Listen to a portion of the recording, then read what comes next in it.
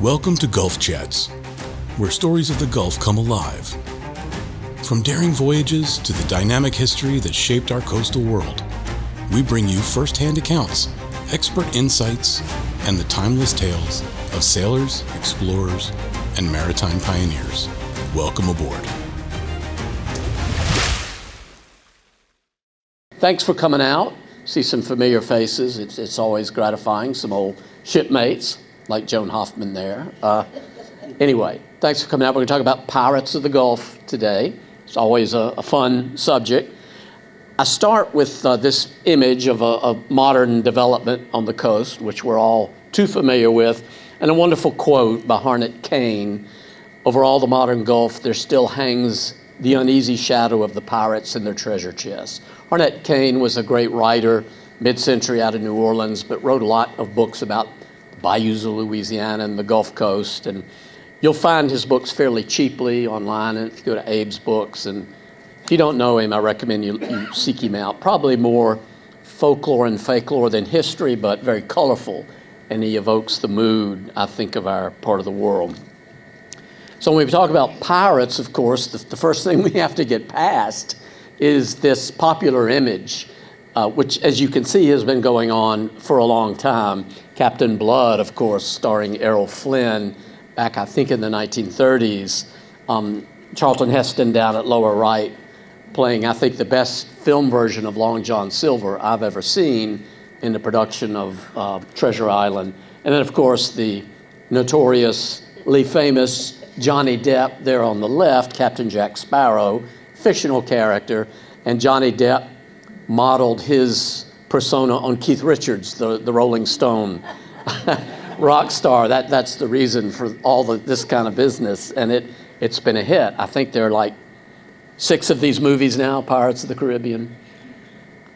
So let's kind of understand that this myth-making's been going on a long time. It's not just Hollywood that's guilty.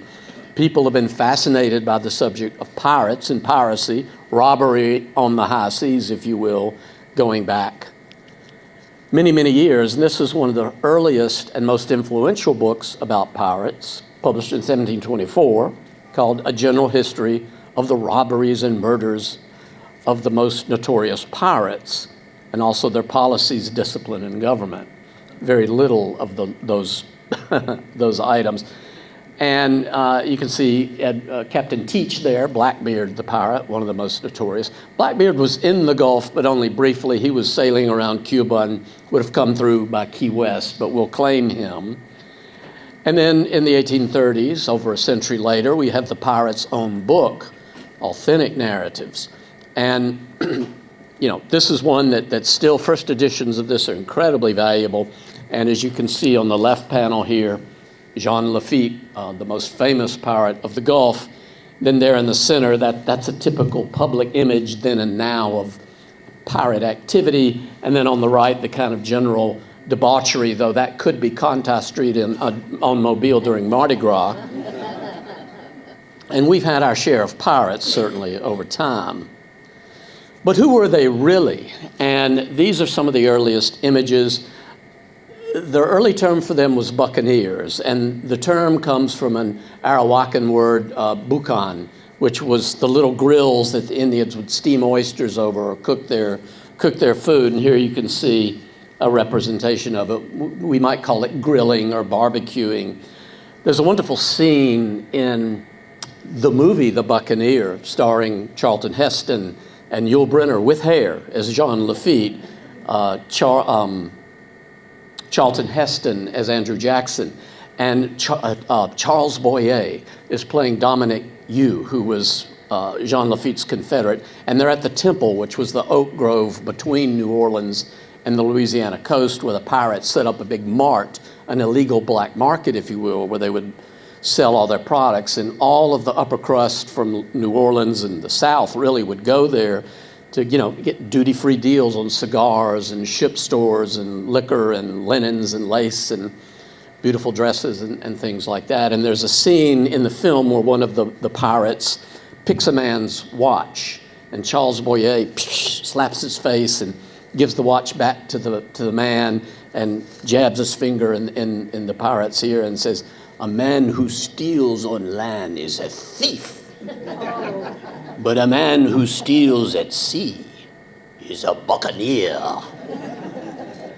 So the buccaneers were what we would think of as the earliest pirates, and they began in sort of semi-legitimate activities like hunting cattle, or rather raising cattle, hunting. We're talking about down on the Mexican coast, the Yucatan Peninsula, even the northern littoral of the Gulf, cutting logwood trees down in Central America, and just in general living off the land, and sometimes they were poaching. It wasn't always above board.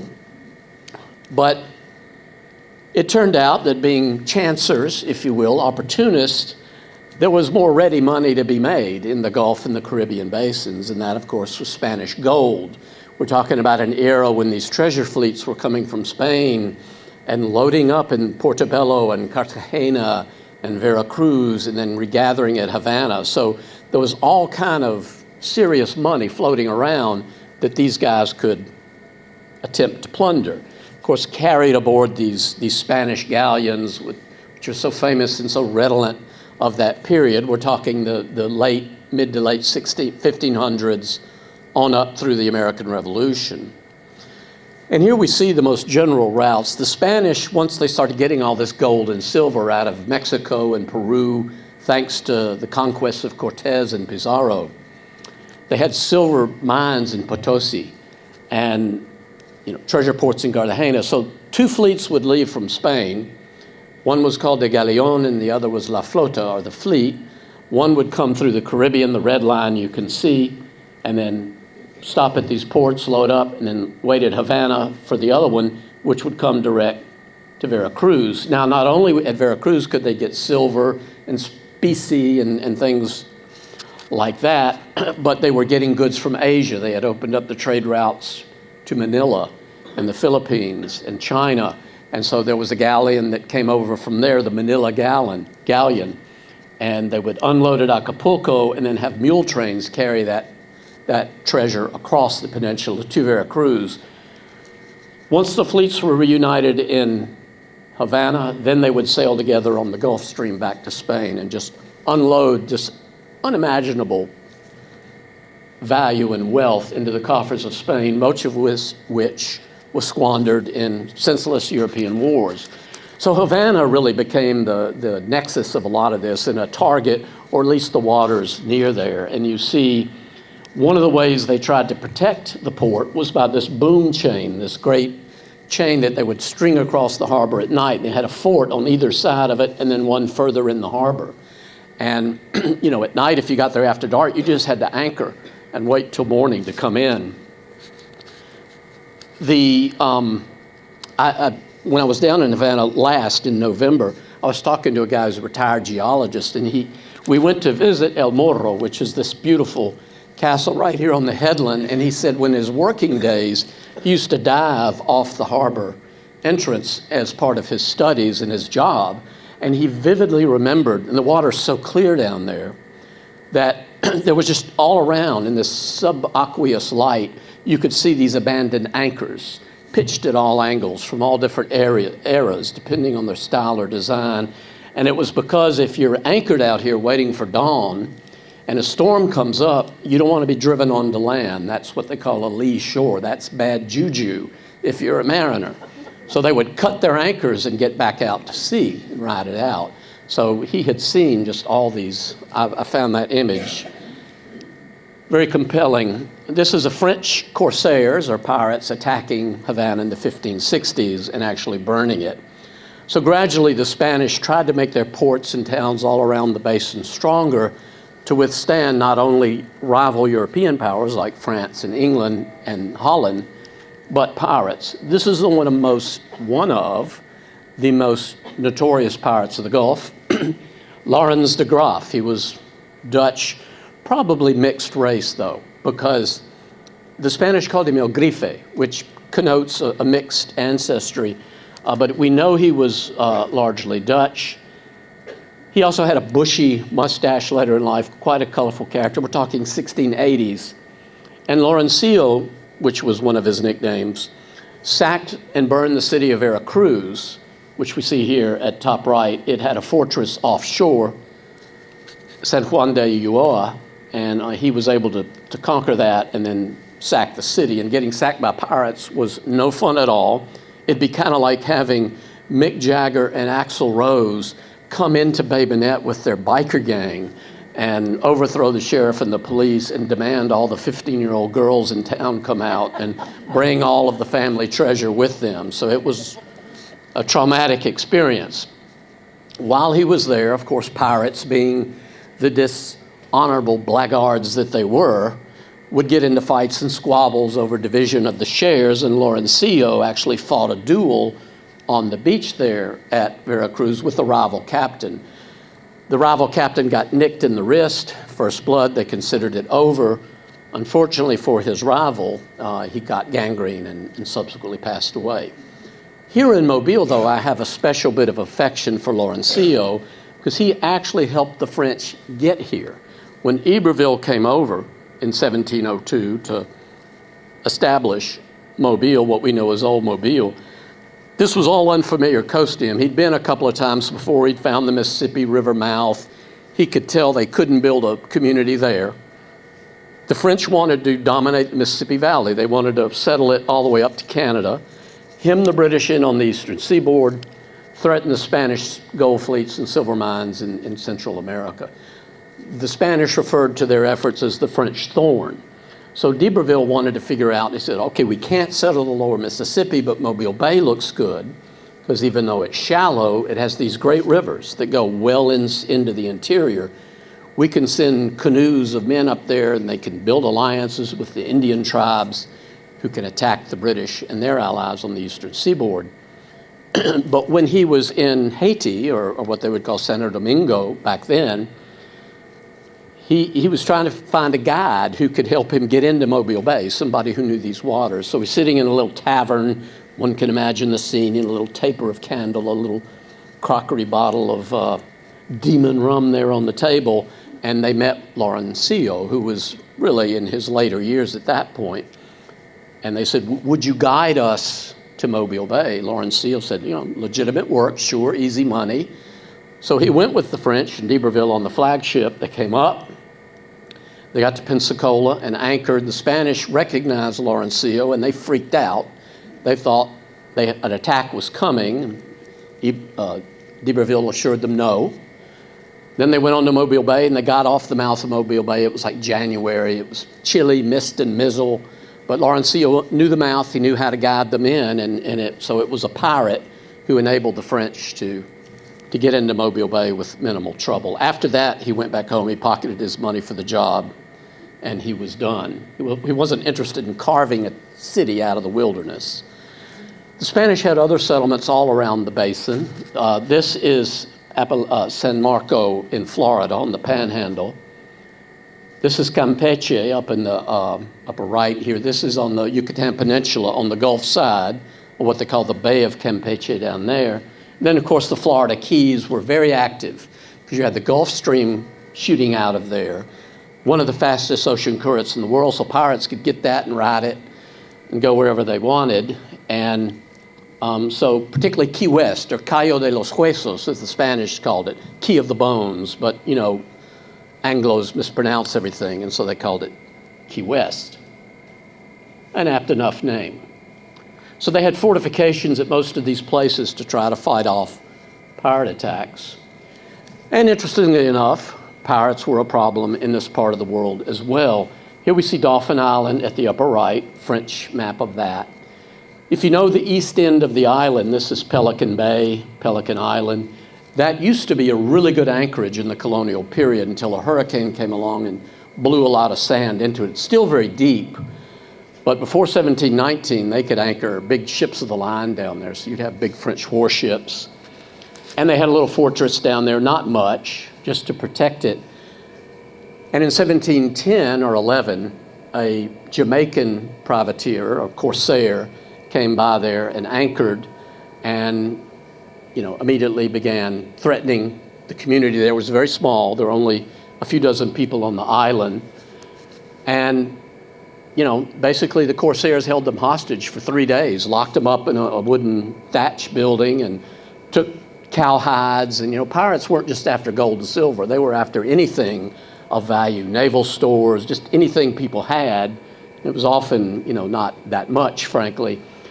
A legend got going on Dauphin Island that there was a beautiful cross, gold cross on top of a church, and that to hide that, the colonists had thrown it in the bottom of the well. And so you'll still hear stories of people looking for the missing gold cross on Dauphin Island. There was probably no such thing. If it had a cross, it would have been wood or iron.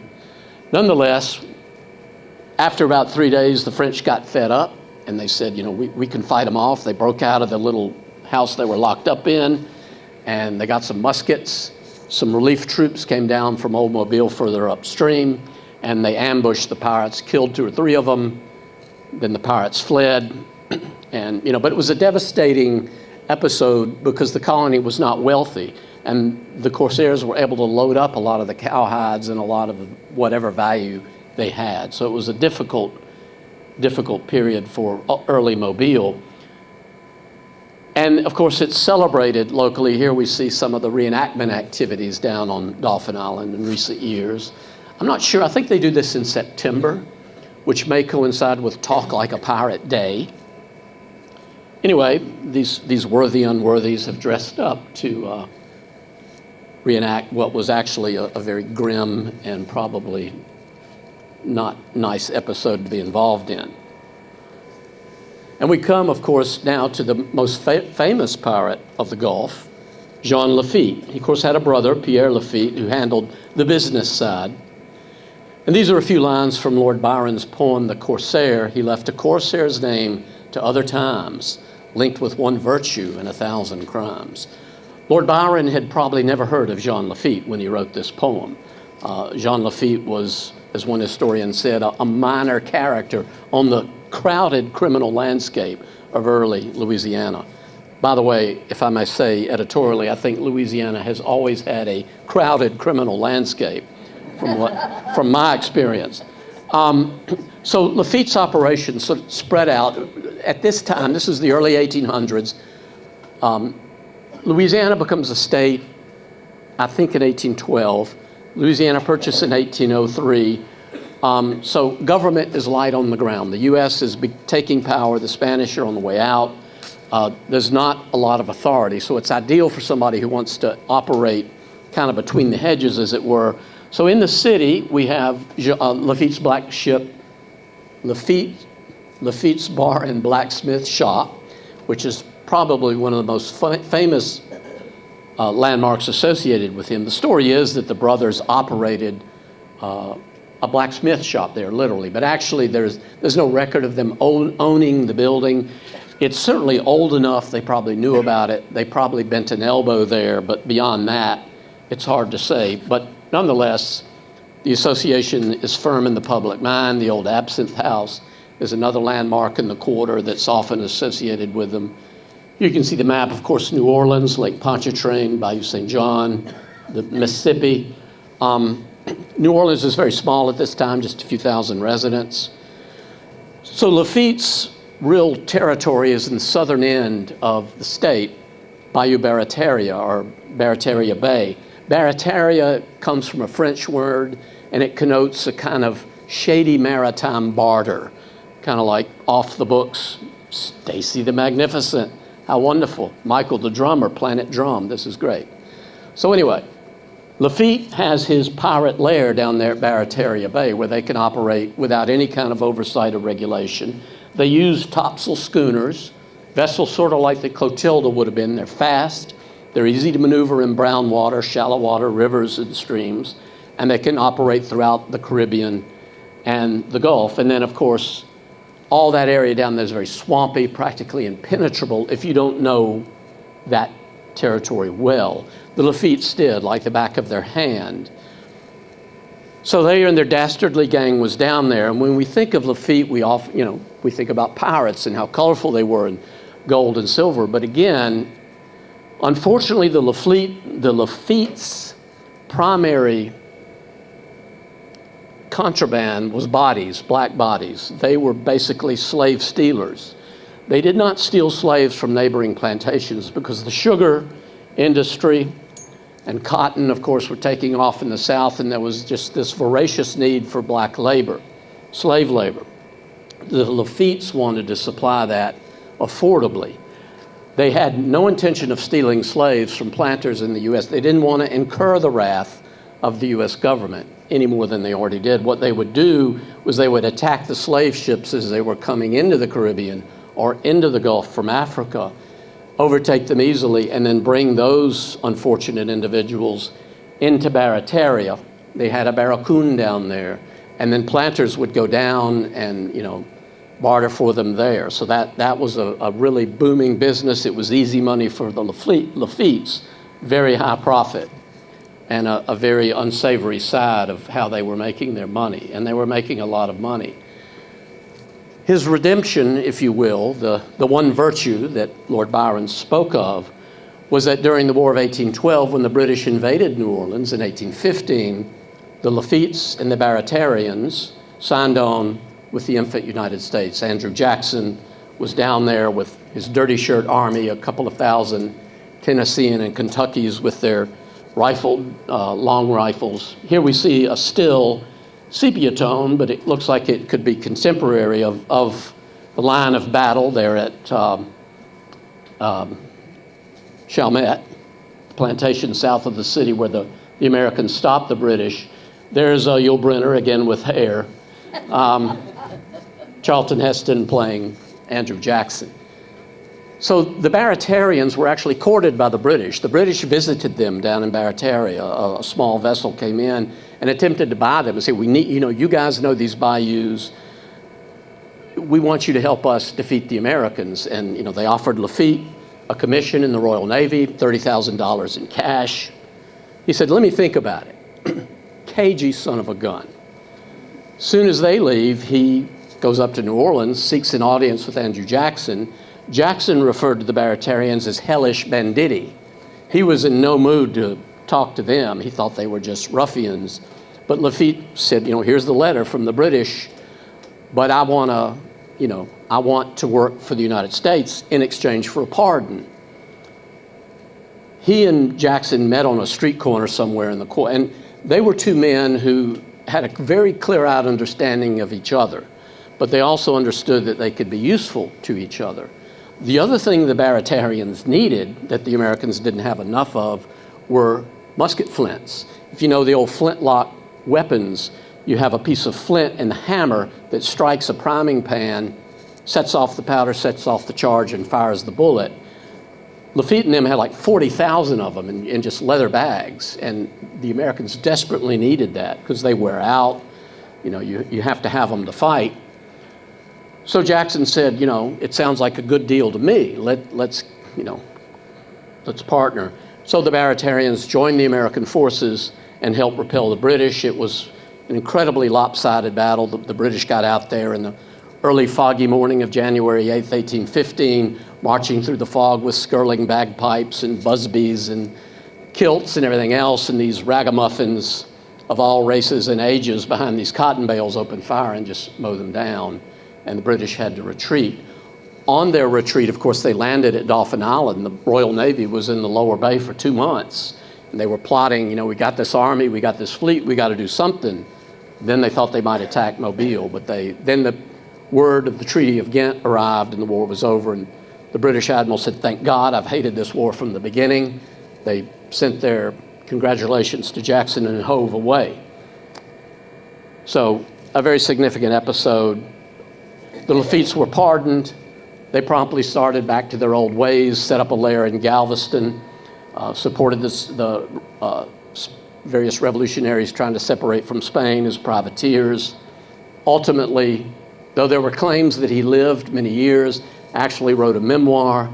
Fascinating stories, but as far as we know, Jean Lafitte died in a little battle down in the Caribbean in 1821, 1822.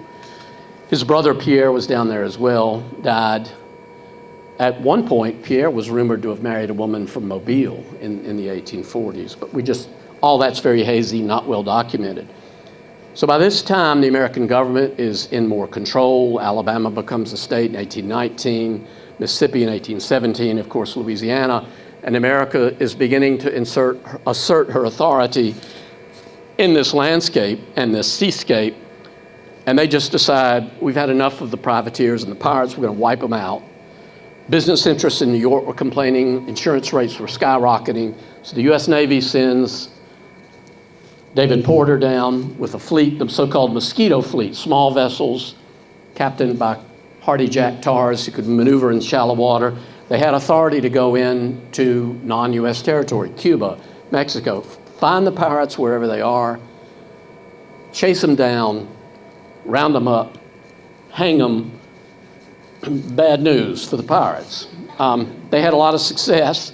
Among the captains or the young officers in Porter's fleet was a guy named David Glasgow Farragut. He talked about the difficulty of that duty of sleeping on deck on a coil of rope for days on end, patrolling endlessly in the Gulf and the Caribbean, and hearing word of a pirate and chasing it down and discovering nothing to it, or then having a brief but violent gunfight with them. Nonetheless, they were successful, pretty well wiped out piracy by the 1820s. But there was one pirate that Porter never captured, and that was supposedly Jose Gaspar, who was very notorious, Spaniard. The word was that Jose Gaspar would attack shipping, capture the beautiful women, have his little private harem at where else? Captiva Island. You're probably already getting the drift that this was more bunkum than history. That didn't stop the city of Tampa from latching onto it as a great thing to celebrate. So we have the Gasparilla Festival every year. It's like our Mardi Gras, ship in the river. This goes back to 1904 when they were doing this. Beautiful women dressed as pirate queens, all kind of Chamber of Commerce stuff. Everybody loves it. You can see they have a statue of Gaspar and much local bonhomie, and of course the Tampa Bay Buccaneers. They've taken this as far as you can go. Of course it's all BS. Gaspar didn't exist, but a guy named John Gomez did. Bearded, long white beard, hunting, fishing guide down in southern Florida, who was one hell of a storyteller. And in the late 1800s, early 1900s, he was spinning these stories about Jose Gaspar, and he'd been a cabin boy on the ship, and he'd seen the women at Captiva Island, and these business executives from up east were coming down to Florida on the new railroads to fish and to hunt in this, wonderland of a wilderness. They were captivated by this character, raconteur, if you will, and the legend got going, and we love our legends on the Gulf, and I'm not going to rain on Tampa's parade. It's fun. So pirate stories, sometimes separating the gold from the dross, if you will, can be kind of tough. Piracy, of course, is not just an old problem and not just something that's equipped with, as Johnny Depp would say, my effects, your tricorn cap and your wide belt and your dagger and so forth. Piracy's, we've heard about it in Somalia for years. It's also now a growing problem down in the Bay of Campeche in particular, off the Mexican waters. There's a lot of human trafficking down there, drug trafficking. Of course, smuggling is an age-old problem in the Gulf. Marijuana smuggling going back to the 1960s and 70s. But they've had more and more attacks by armed gangs, particularly in Mexican waters, on oil rigs, supply vessels, things like that. And it's become and again, they're stealing anything and everything, a lot of valuable, expensive equipment in the oil drilling industry that they can sell on the black market. So, both the Mexican Navy, American forces, in certain instances, are very active down there chasing the pirates down. So it's, I think as long as we have humans and trade and laws and bodies of water, we're going to have these kinds of issues. So that's a very broad overview of piracy in the Gulf. You've all been very sweet to come out during your lunch hour. I'm happy to answer any questions, and thank you again for coming. Thank you.